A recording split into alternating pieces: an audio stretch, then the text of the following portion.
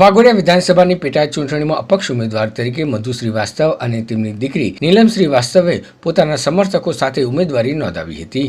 વાઘોડિયા વિધાનસભાની પેટા ચૂંટણીમાં અપક્ષ ઉમેદવાર તરીકે મધુ શ્રીવાસ્તવે ખંડા રોડ પર આવેલ આર કેબલ વિજય હનુમાન મંદિરના દર્શન કરી બજરંગબલીના આશીર્વાદ લઈ તેમના સમર્થકો સાથે રેલી યોજી ધીરજ ચોકડીથી વાઘોડિયા સેવા સદન ખાતે પહોંચ્યા હતા, જ્યાં અપક્ષ ઉમેદવાર તરીકે પોતાની ઉમેદવારી નોંધાવી હતી.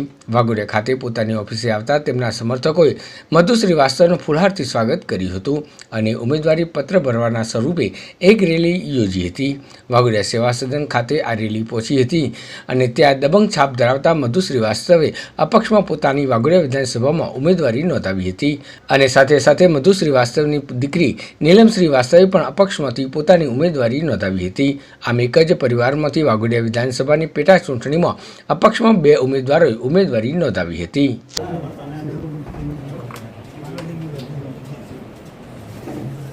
ફોર્મ ભર્યું છે, પેટા ઇલેક્શન વિધાનસભાનું આવ્યું છે, એમાં ફોર્મ ભર્યું છે, મેં ભર્યું છે, મારી દીકરીએ બી ભર્યું છે અને એક જ વર્ષમાં ચૂંટણી આવી છે. ખરેખર વાઘોડિયાના મતદારો, ભાઈઓ, બહેનો, વડીલોને બીજી પાર્ટીમાં જઈને કોંગ્રેસ ભાજપના વિરુદ્ધ વોટ મળ્યા હતા અને બીજી પાર્ટીમાં જઈને એમને ખોટા કામ કરવા હશે, એક સાચા કામ કરવા હશે, એ તો ઉપરવાળો જાણે. પણ આજે વિકાસ કરવો જોઈએ વર્ષના દરમિયાનના અંદર, તો વિકાસ નથી કર્યો. જાતે જમીનો ક્લિયર કરવી છે એવું જાણવામાં મળ્યું, કેટલાની જમીનો ચીતી લીધી એવું જાણવાનું મળ્યું, સરકારી જમીનના દસ્તાવેજ કરી દીધા એવું જાણવામાં મળ્યું, એવા ઘણા કામો કર્યા એમનો જાણવામાં મળ્યું.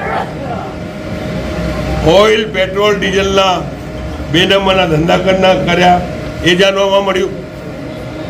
વાઘોડિયાના મતદારો, ભાઈઓ, બહેનો, વડીલો અને યુવાનોનું જે કલ્યાણ કરવું જોઈએ એ કલ્યાણ તો કર્યું નહીં, પોતાના અંગત માણસોને લઈને જમીનો લખી, કોન્ટ્રાક્ટ એમણે લીધા.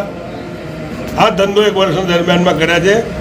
અને હું તો એ કહું છું મારા વાઘોડિયા મતદારના ભાઈઓ, બહેનો, વડીલોને ને યુવાનોને એ કહેવા માંગુ છું કે અડધી રાતે મારા ઘેર આવ્યા છો તો મેં કામ કર્યું હશે 30 વર્ષના દરમિયાનના અંદર. આ મોબાઈલ સુધી મેં બંધ નહીં કર્યો. અડધી રાતે મોબાઈલ કર્યો હશે તો મેં મોબાઈલમાં જવાબ આપ્યો હશે. 1 વર્ષના દરમિયાનના અંદર મારી પ્રજાને તકલીફ પડી છે. હવે ચૂંટણી આવી છે, હું આવી રહ્યો છું અને આપણા સેવક તરીકે, ધારાસભ્ય તરીકે આપનો સેવક. છેલ્લા 5 વર્ષથી હું વાઘોડિયા વિધાનસભામાં ઘણા બધા મારા પિતાશ્રીના જે કામો છે લોકો સુધી પહોંચાડવાના હું કોશિશ કર્યા છે અને દરેક ધારાસભ્ય જે હોય છે એને કોઈ સરપંચોને કોન્ટેક કરવાની જરૂર નથી હોતી, જ્યારે સરપંચો ધારાસભ્યને કોન્ટેક કરે છે. વાઘોડિયા 136 મત વિસ્તારના 67 થી 67 પંચાયતના જેટલા બી સરપંચો છે, ચાહે અમારી સાથે રહ્યા હોય કે ના રહ્યા હોય, ખાલી એમનું ઓપિનિયન લેજો.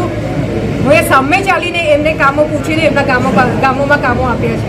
અને આજે અમે ફરી ઉમેદવારી એટલા માટે કરીએ છીએ કે અમારું જે ઘર, વાઘોડિયા વિધાનસભા અમારું જે ઘર હતું, એ જ્યારે પ્રજાને નવું પરિવર્તન જોઈતું હતું તો એમને પરિવર્તન એમને કરવા દીધું અને પરિવર્તન કરીને 11 મહિનાના ભાડા માટે જે કરાર કરીને ભાઈ આગળ આવ્યા અને જે એમને અહીંયા આગળ પરિવર્તન ઘરનું રિનોવેશન કરવાનું હતું, રિનોવેશનની જગ્યાએ